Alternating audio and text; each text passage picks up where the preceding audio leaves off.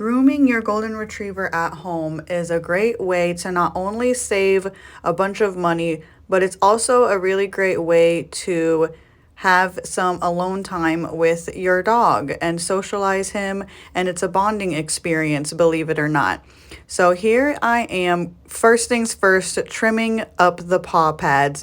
So I'm just taking the clippers and I'm using a scooping motion to scoop the hair out of each paw pad in between his toes, just making sure that all of the hair is gone. This is very important to do because it helps your dog with traction, walking around, especially on slick surfaces, but it's also important for preventing yeast infections in their toes, because if they have a lot of hair in their toes and it gets wet and moist, that is how yeast infections start. So if your dog is chewing his feet a lot, or if his toes are red, or if he is losing hair, that is how you know that maybe you need to start trimming up his paw pads a little bit more. It's very important, and a lot of people don't do it. It's so super simple to do, and it just has so many benefits. So that is what I do first and foremost. As you can see, Cooper is not fazed by this at all. We've been doing this for so long now. I mean, ever since we got him, we've been desensitizing him to all aspects of grooming. So now the only thing that he's a little worried about is being up on the table when all of the other dogs get to be loose and run around and have fun. So that's the only thing that he's a little worried about. But besides that, he has no problem with me touching his feet. If your puppy or your dog doesn't know anything about this, then of course it's going to tickle and feel weird at first. So just be patient with them and teach them, the process of grooming. It's just as simple as that. You do it a long time and they just get used to it. Look at his face. He's like, this is nothing. No big deal, Mom. When can we be done so I can get down and play?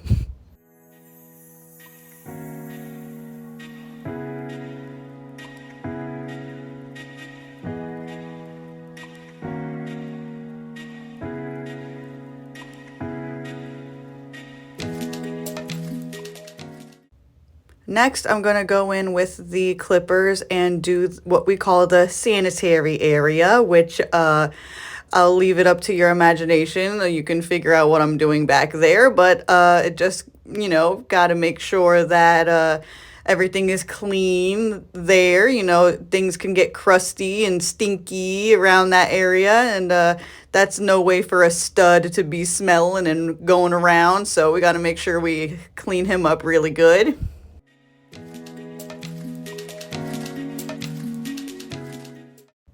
Now, this is a scissor kit that I got from Amazon. I get all of my stuff from Amazon because who doesn't? I've got the thin comb and a slicker brush, and I have thinning shears. So what I'm going to do is just brush the hair first with a slicker brush, and then I'm going to go in with the comb and cut from the top down on his feathers with the thinning shears. So you want the hair to be longer near his armpit and then taper to be shorter where his paws are.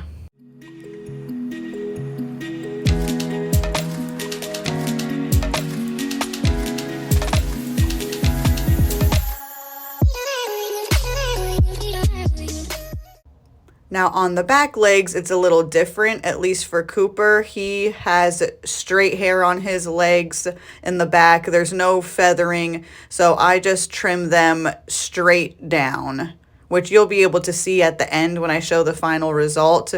But that's what I'm doing, is just going straight down from his hock down, because he doesn't really have any feathering back there.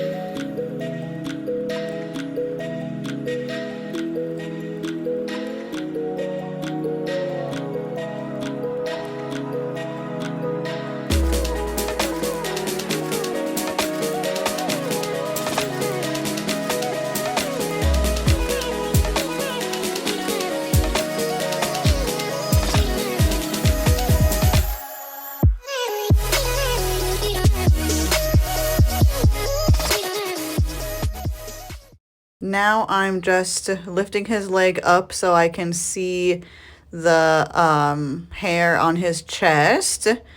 Just thinning that out in his little armpit area because that is another area that you'd be surprised. It gets long and it gets very wet and moist, especially if your dog, like a golden retriever should, love water. And when you bathe them, you might not dry that area good enough. And so that's just another area where the armpit and the elbows are that you can see yeast build up. So you just want to trim that hair so that it's nice and even with the rest of his body and there's not like an overflow of feathering in that location.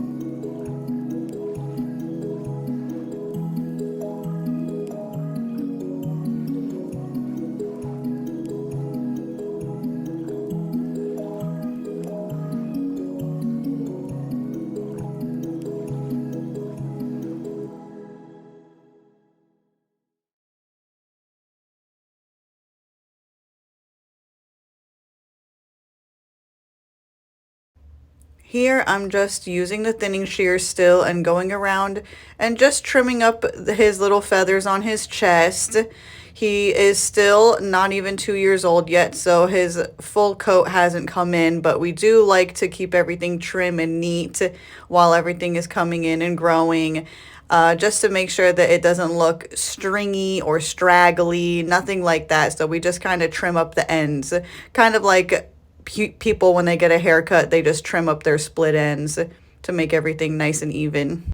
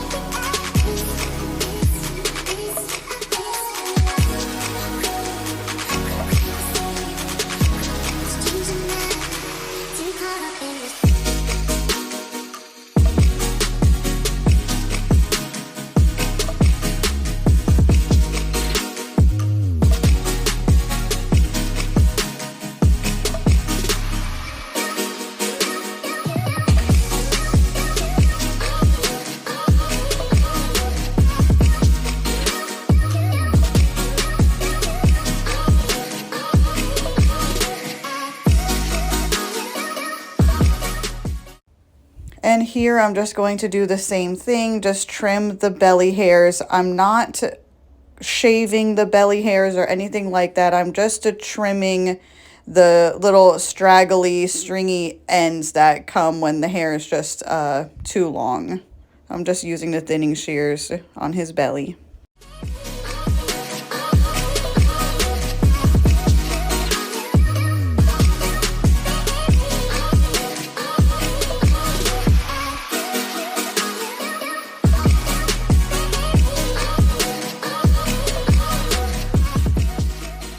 Now I'm just trimming the little bit of wispiness on his shoulders right there.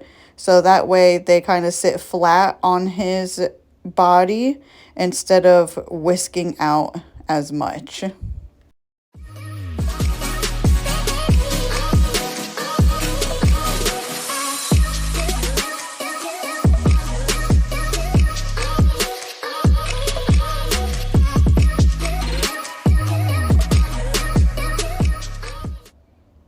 Now I'm taking the lead off so that I can work on his face and his ears. We don't want the leash to be in the way because that might put hairs and kind of squish things up where they really aren't naturally. So we just take the leash off and I'm combing everything down to see where everything lays. Cooper really, his ears, for whatever reason, they get really feathery on the back of the ear, and you can see a lot of golden retrievers, they do this. The hair gets very like curly and stringy in the back of their ear, and so that is really what I'm going to be thinning out and working on. Once I get up to his ears right here, I'm just going to comb it out as straight as it can go, and then I'm going to slowly thin all of that out because that is another spot where things can get knotty and matted, and where there's an abundance of hair in one spot, you know, it's not anybody's fault, but a lot of the times we don't dry them 100%. And so that's another place where water and moisture can build up, especially around the ear, and that can cause a yeast infection behind the ear, and it can also move towards the inner ear as well. So that's why I'm trimming up his ears. We don't want to make them totally bald like a lab's ears, but we do want them to be nice and trimmed.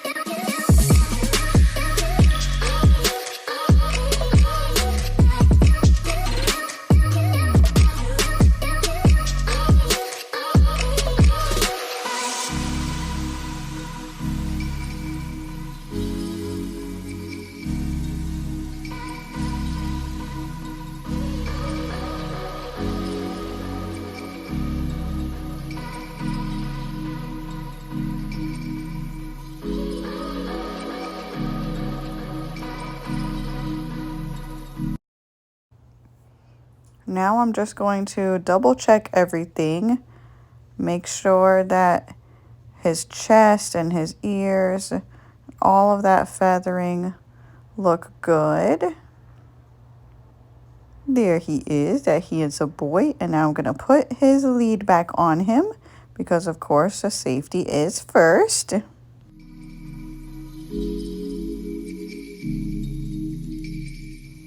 Now I am going to be thinning his butt fluff. Once again, this is a part that can get dirty because of potty reasons. So we just like to get their thigh muscle and all of that fluff thinned out. These are not show dogs. They don't need to have huge, long, flowy butt hairs. It's more practical and clean to have, a little less booty fluff. And Cooper doesn't mind one bit. He's still very handsome.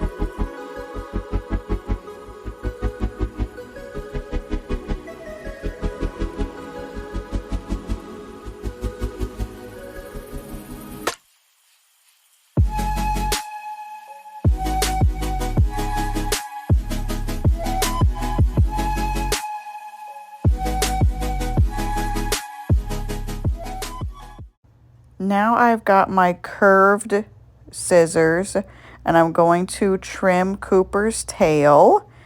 This is where he's getting a little tired, so he's going to try and sit down. And I'm like, okay, boy, come on. We've got 5 minutes left. This is the last part, I promise. Got to sometimes do some motivational speaking here to get the job done. So what you want to do is grab the tip of his tail and shake the hair so that it lays naturally. And then start from the tip and cut downwards in a swooping motion. So it kind of looks like an upside down rainbow. Hopefully that makes sense. You'll be able to see it more once I show you the final product, but you just want to make sure that you do this on both sides of his body because sometimes you might miss some hair if you only do it on one side. Of course, you want to make sure everything is even.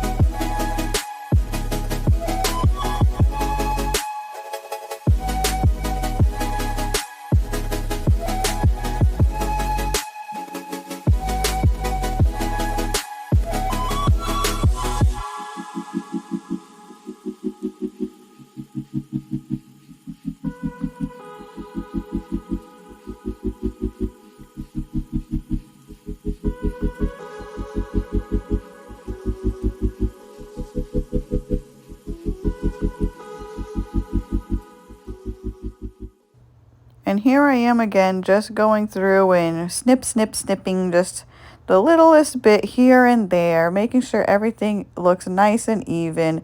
These are the thinning shears, by the way.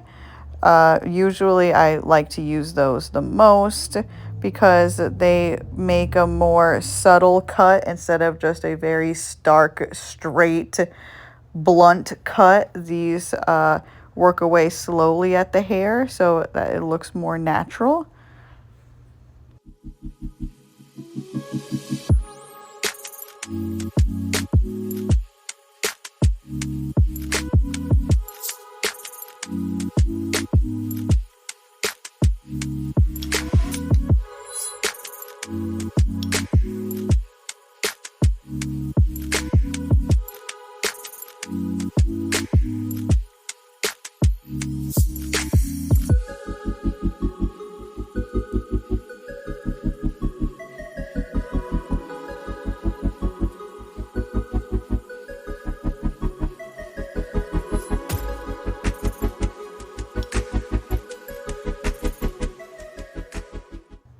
Now I'm just trying to get all of the hair out of the way so that I can see what the heck I'm doing, because I've trimmed quite a lot. So I need to make sure that I see what I've got going on here. Sometimes it's hard to tell what is connected to the dog and what is not connected to the dog. Now, after I've cleaned the station, I'm going to do his Grinch feet. So what I do is I take the slicker brush and I brush all of the hairs up and forward. So that way I can take my curved scissors, just go right in and trim all of the hairs. Nice and easy. You don't want to cut horizontally because then you get cut lines. I mean, you can do it just to see what it looks like, but I don't recommend it. You just want to make sure that your scissors are vertical at all times when you're doing those toes. You want them to be nice and round. Get those little hairs that stick out, and you can comb up. You can keep combing up with the slicker brush to just make sure that you're getting every single hair if you want him to have perfect little feet like Cooper here.